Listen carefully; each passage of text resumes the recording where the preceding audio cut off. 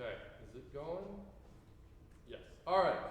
So lists. We've actually seen lists because we use them in Caddis when reading input, when we do like dot split. Remember, it turns the string into a list of strings. You used it in assignment 1, whether you realized it or not. If you did, great. If you didn't really know or pick up on what a list was, that's fine. I realize assignment 1's not due till tonight. And we saw a couple other types. We saw ints, we saw floats, we saw booleans. We also know about strings, but strings were a little different because a string was like a collection of characters. So let's just do this activity together. Just take this, I'm going to hit print. First line of code there, what did I do? I made a list. I made a list of the values 5, 7, 9, and 10. Why those numbers? Just because. Why integers? Just because. If I print out some list, I see just 5, 7, 9, 10, just like that. I can index the list. I say, give me some list at index 1, or index 0. It gives me the thing at the very beginning, the 5, right? If I change that to a 3, what would I see? Someone yell out the answer. 10. Why? Well, because it's the thing at 0, 1, 2, 3. What would happen if I put in a 4? Who wants to guess? 5. You'll see a 5? Sorry, bad luck. Crap. Index out of range. Python's not that smart. Here's a test for you. What would I do? What would happen now? You said 5 though the first time, right? Yeah. So what's 4 mod 4? Oh, it's 0. 0, we still get the 5. That was just me showing off, I guess. Whatever. So index 47 doesn't exist. So it's not smart enough to do anything else other than, you told me to give me the thing at index 47. There is no index 47. I can't do that. So Python's just telling you, you made a mistake. So 2, we see the 9. Great. We can do this fancy slicing thing that we learned about with strings briefly. This isn't something critically important right now. But this says, give me everything from index 1 up to, but excluding 3. So we see 0, 1, 2, but exclude 3. So we get 7 and 9. And notice it actually just gives you the list 7, 9, which is kind of neat. And then lastly, if I ask what the type of some list is, it says it's a list, because it's a list. Now note, this is telling me what the type of some list is. Some list, the variable some list, is a list. But the stuff inside the list, in this example, aren't lists, right? So how would I get the type of thing in the list? Anyone wants to take a wild guess? I heard a mumble. Who mumbled? Say it louder. You just do the type and then do the sum list, and then within that you put in the index of what you're trying to find the type of. Like that? Yeah. Exactly. Right? If you're looking for something more sophisticated, sorry. Remember, computer scientists aren't that smart. Just get me the thing. So some list at index 0. What type is that in it? Now, mind you, I can do this.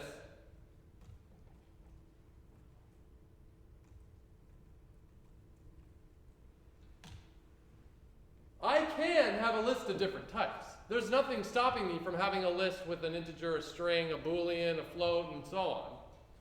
That's fine. Just a fact. All right, determine what the types of the list can be. Can a list contain things, typo. If anyone here wants to make a pull request on GitHub, here's one to do. Of different types at the same time, yeah, I just showed you. How can you access the last thing in the list? Remember how we saw that funny little thing where you can index negative? Negative 1, that'll tell me the last. It's the true. Can we find the length of a list? No. Did someone say no?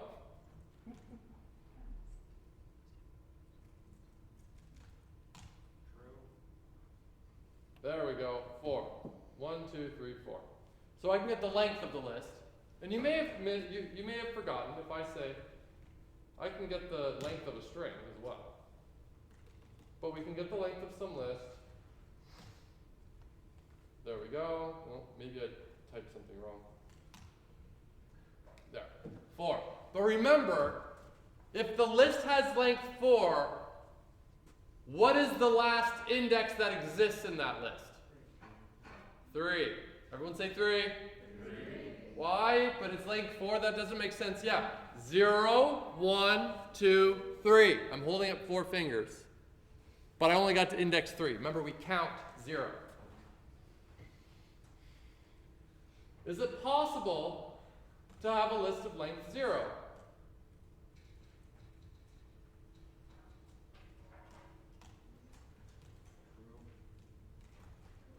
Who's spoiling the fun by saying true? Print len and print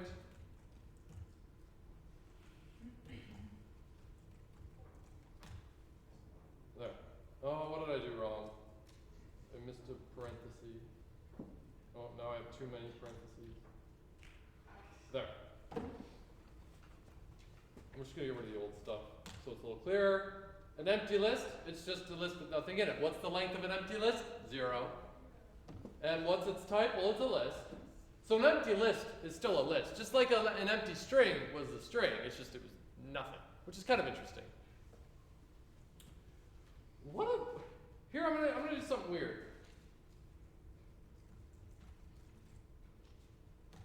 0, 1, 2.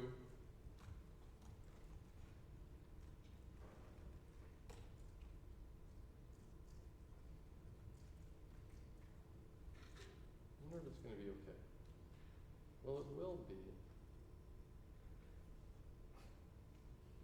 Let's try that again.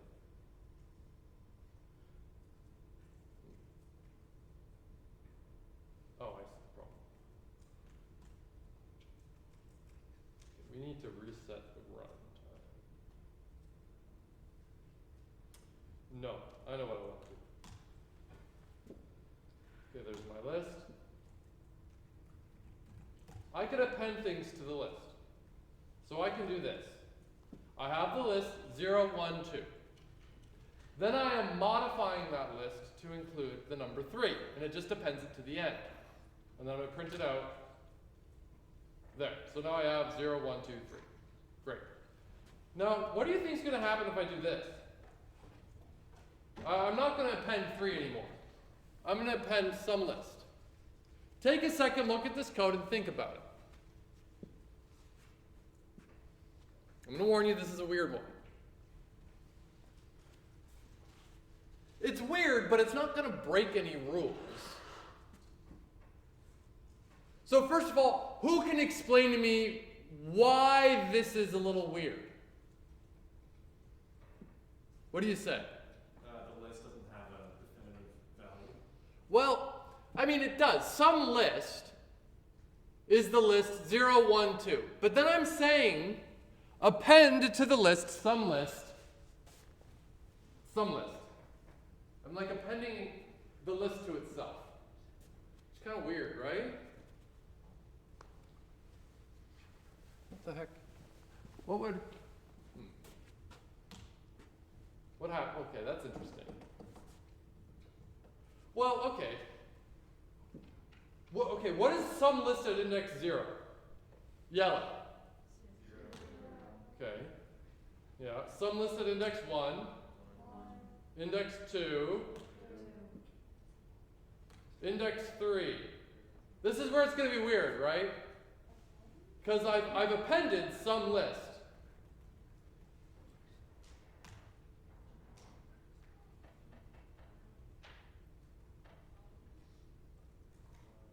That's weird. So hold on. Some list at 2 is just the 2, right? And then some list at 3 is the whole list again?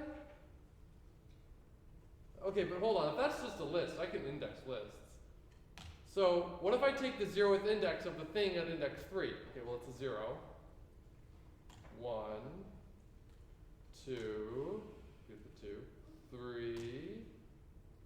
the whole list again. It's weird. I was thinking that he's constantly putting the same list inside of it again and again and again. It's like looping on itself. It's kind of weird, right? If we have some list, let's say value A, B, C, right? And just whatever, there's nothing there. And I'm going to just call this SL for some list. Right, so here's my variable, I've called it SL. And in it I have the list with the values A, B, and C. But then when I append some list to itself, this is like what I've done is I've just kind of like looped it back to itself. It's weird. We'll come back to this weirdness later. I'm just kind of showing you something kind of freaky.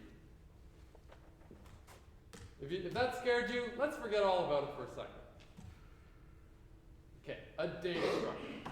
What are data structures? A list is your first real data structure that we're going to talk about. And reality is, it's going to probably be, raise your hand if you're planning on doing a computer science degree.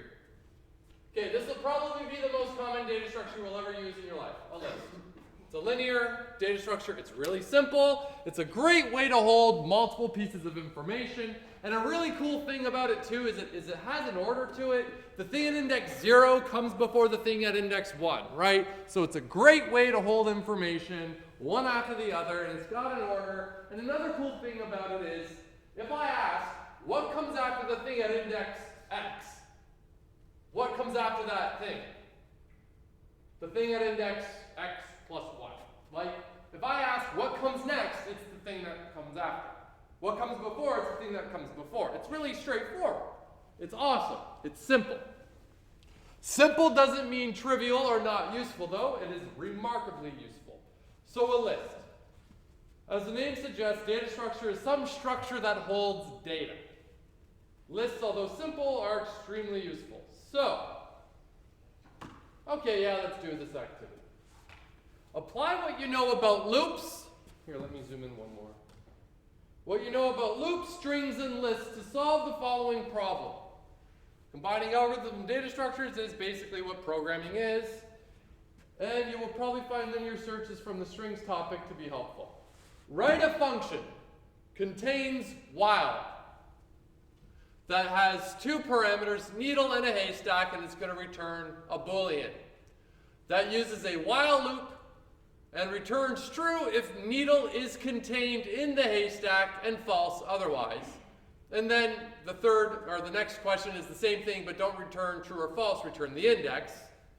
And then lastly, write some assert tests for these two functions. I'll give you a couple minutes for this one. I like these.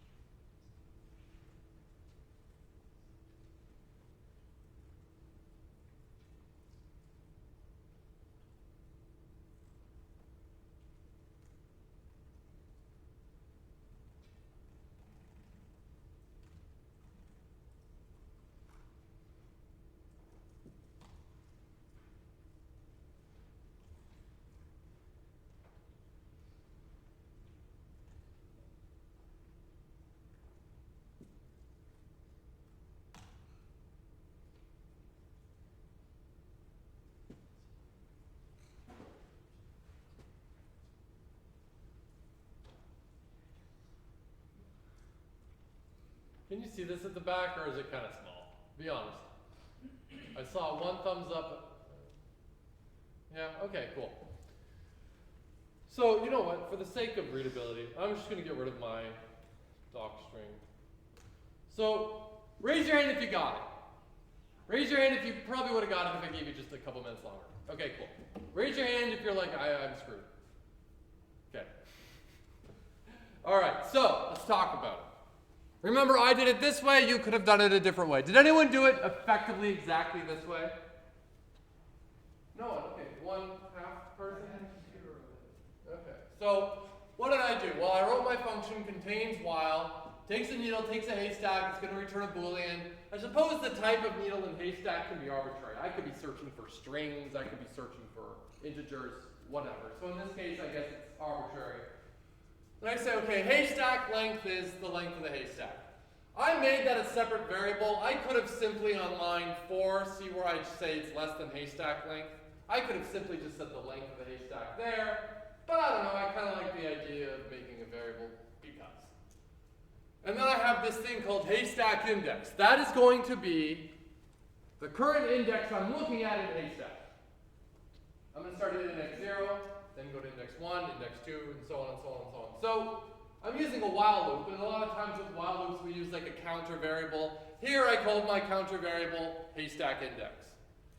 So while haystack index is less than the length of the haystack, okay, I say, okay, is the thing at that list, or in the list at index, haystack index, equal to the needle? Is the thing I'm currently looking at in the haystack the thing I'm looking for? If it is, I found it. If it's not, keep going. Because remember, I can only conclude that I didn't find something after I've exhausted the whole thing. As soon as I find the thing I'm looking for, I know I found it, obviously. But I need to keep going if I haven't found it until I've searched all possible things. And then I've got a couple assert tests.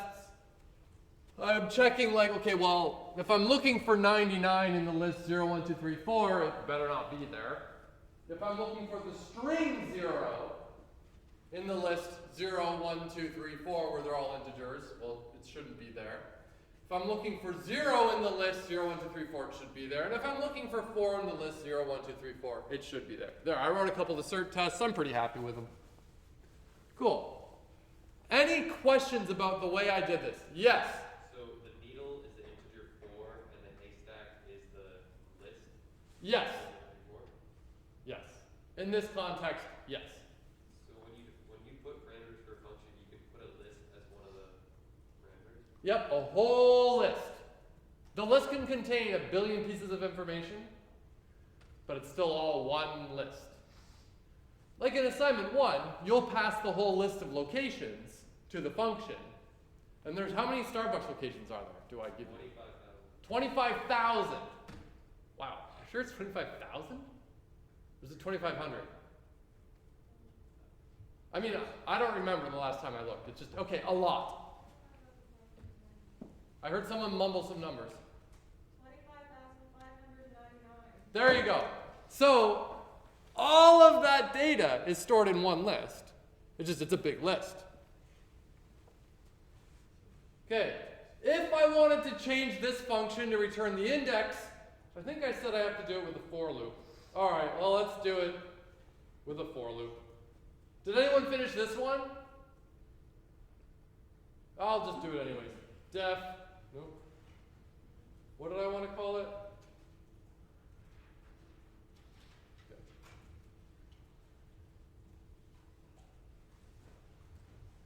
All right, so I'll do it with this for I in range of the length of haystack. If at index I is equal to needle, the thing I'm looking for, I have found it, return I. Otherwise, if I ever get to the end, return -1 if I didn't find it. Great. So let's do a couple assert tests. -1 for index of 4. I'm going to look for, you know what, I'm just going to take all these.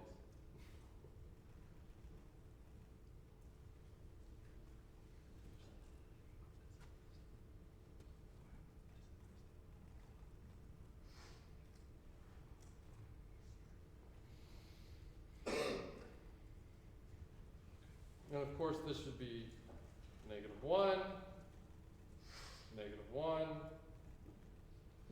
0, 4. Looks good. So let's talk about this one. I did a lot here, but it shouldn't be too bad. So I use the for loop with range. Did anyone do that? Well, you know what, we'll talk about the options. I use the for loop with range. So with range, it basically says, if I write for some variable name in range 10, that loop will run 10 times.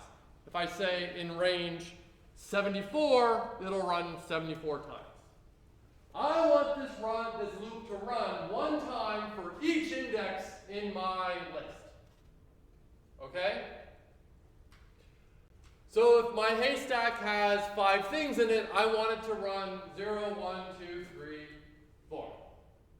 The first time through the loop, the variable I will have the value 0. Then the next time it'll be 1. Then the next time it'll be 2, and so on and so on and so on.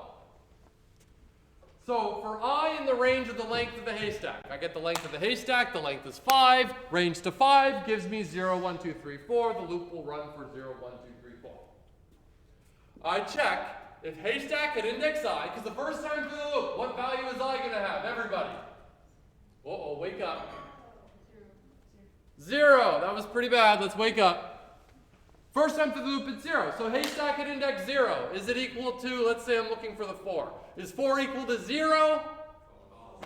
I guess I should have said it's 0 equal to 4. False. Okay, then I carry on. I is now 1. Is 1 equal to 4? No. Carry on. Is 2 equal to 4? No. Is 3 equal to 4? No. Is 4 equal to 4? Yes! So I return I, which is the current index. Great. I'm going to do this a slightly different way. Where, because remember, I can use a for loop like this. For thing in haystack. And then all I have to do is like, well, is the thing, because remember, if I use a for loop like this, it's like for each thing in a collection of things. So here it's like for each thing in the list, starting at the beginning, then the next thing, then the next thing, then the next thing. Here. You know what, I'm going to look for this. A, B, C, D, E. I do not like when, let's see, indices and values are the same. So here, we're going to, okay, yeah, this isn't going to work either. So let's say I'm looking for the letter E in the list A, B, C, D, E. So haystack is the list A, B, C, D, E. And needle is the letter E. The character E. So on line 2 there, for each thing in the haystack, the first time through the list, what value will thing have? Then what? Then what? And so on and so on and so on. It's going to take each thing in that list and run once for that thing, starting at the beginning, going to the end until it runs out. But the trouble here is, so if the thing I'm currently looking at is equal to, that means I found it. If the current thing I'm looking at is equal to the needle, I found what I'm looking for. But we're in a bit of a pickle here, right? Because what am I supposed to return? What? What am I supposed to return? That wasn't testing you because you're wrong. I just legit couldn't hear it. The index. But how do I get the index here? I'm in a bit of trouble because I have each thing in the haystack, but I don't know what the current index is, right? Yes. We could use, there are a bunch of options we have here. So let's go with that option at the back. There is nothing stopping us from doing this.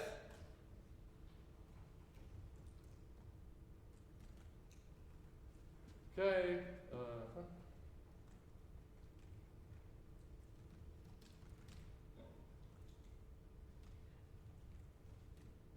There. Everything runs. Uh-oh, what's wrong here? Indent current index. Huh? Indent current index plus equals 1. Yes. There we are. Much better. Let's look at what happens. We're going to walk through this code because remember there's one trick. What does the code say? All right, I'm looking for E. Needle is E, haystack is the list, A, B, C, D, E. Current index starts at 0. So what value does current index have? Thank you. For thing in haystack, first time through the loop, thing is what? Great, so is A equal to the letter E? Okay, great, so I skip that if, and then I say current index is 1. Plus 1, pardon me. What value does current index now have? 1. All right, we go back to the top of the loop. Great, okay. Thing now becomes B. Is B equal to E? No, we skip it. Okay, add 1 to index. Index becomes 2. Is C equal to E? No. Okay, add 1 to index becomes 3. Is D equal to E? No, add 1 to index. Go back. Is E equal to E? Yes. True. Thank you. I messed up there. Uh-oh. I said yes instead of true. So because it is, I just return the current index. Great. Don't know why this indentation's all off. So I used another counter variable here. Even though this wasn't a while loop, there's nothing stopping me from using a counter variable that I increment in the loop. There's no rule saying you can't do that. Great. I'm going to do it a secret third way with a special value, or pardon me, a special function in Python called enumerate, which I just showed you earlier today. Only one person came to office hours. I was surprised because assignments do. So I'm going to get rid of this nonsense because I don't like it. In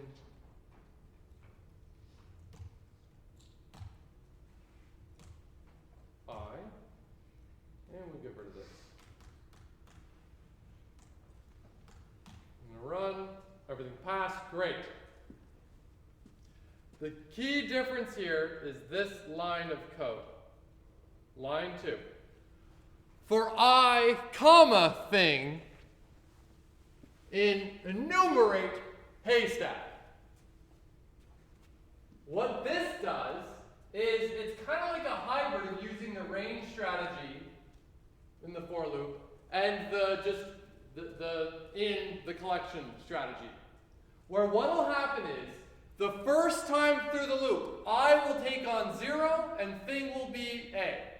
Next time through the loop, I is 1, thing is B. I is 2, thing is C. And so on and so on and so on. So it keeps track of the index and the value of the current element. If I go down here, I'll spell it out a little bit better.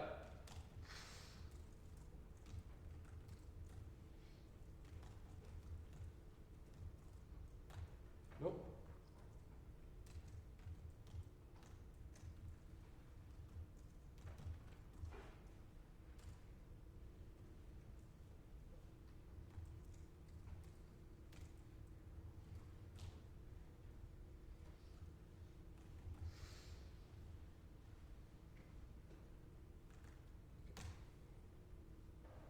No, what did I do wrong?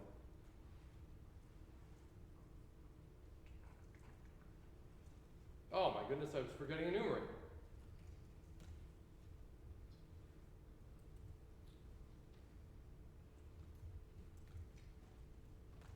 There.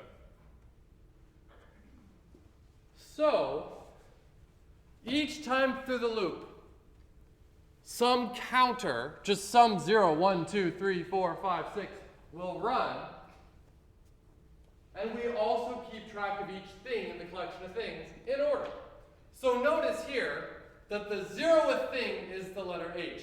The thing at index 1 is the letter E. The thing at index 2 is the letter L. The thing at index 3 is the letter L. The thing at index 4 is the letter O, and so on. I can even take it one step further and write this. And I'm going to ask you to think to yourself in your head what the output will be. So I will hit run on this. But what would the output look like? I just added this third thing to the print.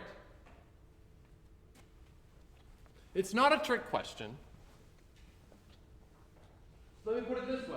What is the value of some string? Hello world. If I said, give me some string at index 0, what do you get? So, if I print out the first time through the loop, what value does I have? What value should C have? Come on, wake up. If you're quiet because you don't understand, we're in big trouble at this stage. Sorry, you're in big trouble at this stage. I'm fine. Let's try this again. First time through the loop. I will have what value? 0. C has what value? Some string at index I, which is 0, will have what value? Interesting. Let's say I is, now let's go to 1. I is 1. C is what? What is some string at index I?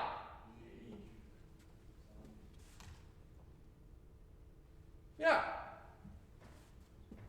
So C and the collection at index I are the same because that's how it goes. It goes in order. There's no other fanciness involved. Start at the beginning, go to the next thing, go to the next thing, go to the next thing, go to the next thing.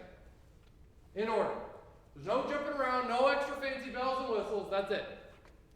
But enumerate is just a handy way for things like, if I want to, for doing something like this, where, I really am comparing thing with something, but I do need to know the index still. You can do it the other way, like with the for loop and indexing, but if you like to use enumerate, great. If you hate enumerate, never want to see it again, fantastic. You can ignore that it exists. It's just another way to do the same thing. I showed you 3 ways to do it. We could have done it with while loops as well, a bunch of different ways. All right. Oh, we're almost out of time. Similar to strings, we can concatenate strings with plus. So if I have some list, some other list, I add them together, I get 5, 6, 7, 8, 9, this is a list. You can concatenate lists with plus. But note that some list will still be the list 5, 6, 7, 8, 9, and some other list will be this is a list, but their concatenation goes into a third variable called bigger list. Just like strings, you can multiply a list with itself to repeat itself multiple times. Cool. We'll skip this. This is to show you that lists have a bunch of methods involved. A equals 0, 1, 2, 3, 4. Nope, it's not a list. 0, 1, 2, 3, 4. So now if I say a dot, and I wait a second, append, clear, copy, count, extend, index, insert, pop, remove, reverse, sort. Those are all methods I can run on my list. What do you think reverse is going to do? I don't know. It can't be that obvious, right? None. Oh, I guess it actually modifies the list.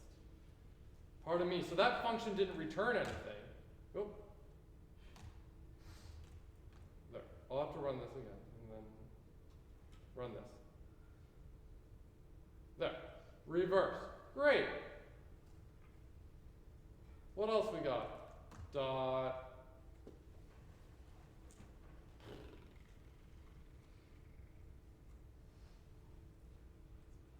Well, sort is going to be kind of boring because it's already ordered. But whatever. There's a bunch of methods you can play around with, like strings. A bunch of methods.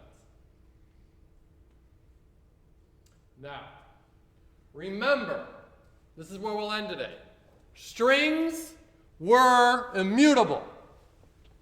Once it exists, I can't change anything about the string itself. I can't go in and be like, okay, this string, you're going to change your third letter to the letter X. I'm not allowed to do that with strings. They are immutable. Lists, on the other hand, are mutable. This is all I mean by that. If I take this and I go here, let me print out. I make the list A, B, C, D, E. I print it out. I see A, B, C, D, E. I then say the list at index 2 become a capital X. All right, print it out. A, B, X, D, E. They are mutable. So a string, I can't go into the string and change anything about the string. With a list, I can go inside the list and change what's in there. We'll pick up here tomorrow.